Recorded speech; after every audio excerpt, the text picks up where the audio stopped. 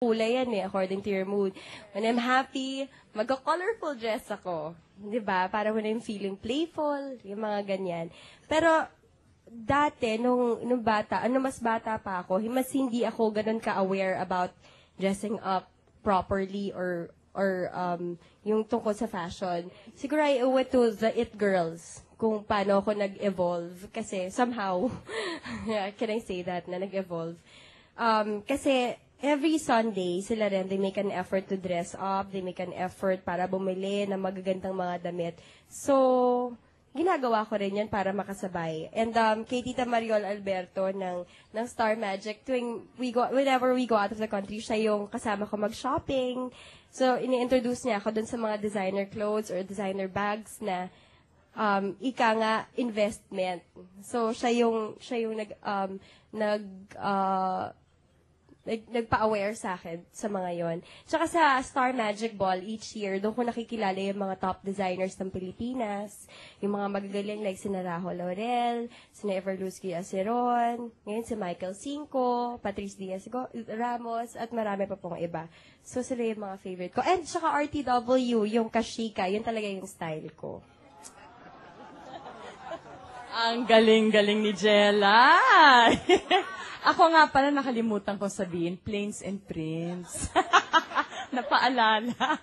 Yun, ako naman, the way I dress, tama yung sinabi niya kasi parang expression, I dress according to how I feel.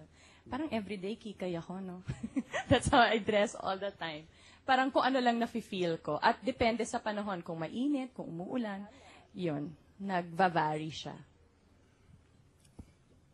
First question na yun, di ba, Tita Len? Andun na lahat. That's all the questions. These are all 3 questions. Now, I would like to thank you for the very nice answers I got. Okay, thank you. May habol ako, Tito Bong. Kay Direct May lang, kasi may nagtatanong, syempre, this is your first after Babe, I Love You, right? So, anong, yung may na-inject ko ng mga fashion na... Di ba? Fashionista ka, di ba? Fashionista silang dalawa. Actually, the truth is, I just came in just recently because this show has been in, parang matagal na siyang kinonceptualize, and it's been in the works for like a year or so, I think.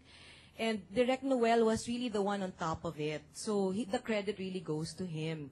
He's been taping the whole time. And actually, I just came in as support to, which is because the scenes are so big and, you know, parang ang hindi simple ang mga eksena. So, kailangan na talaga ng a second director to come in.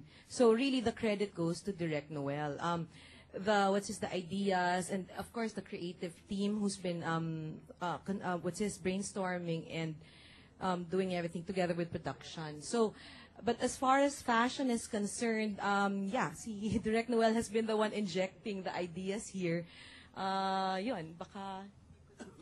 Of course, yung head writer namin, si G3, marami siyang contribution dito with regards to fashion. Kasi siya yung talaga maraming alam about fashion, about yung style, yung gano'n.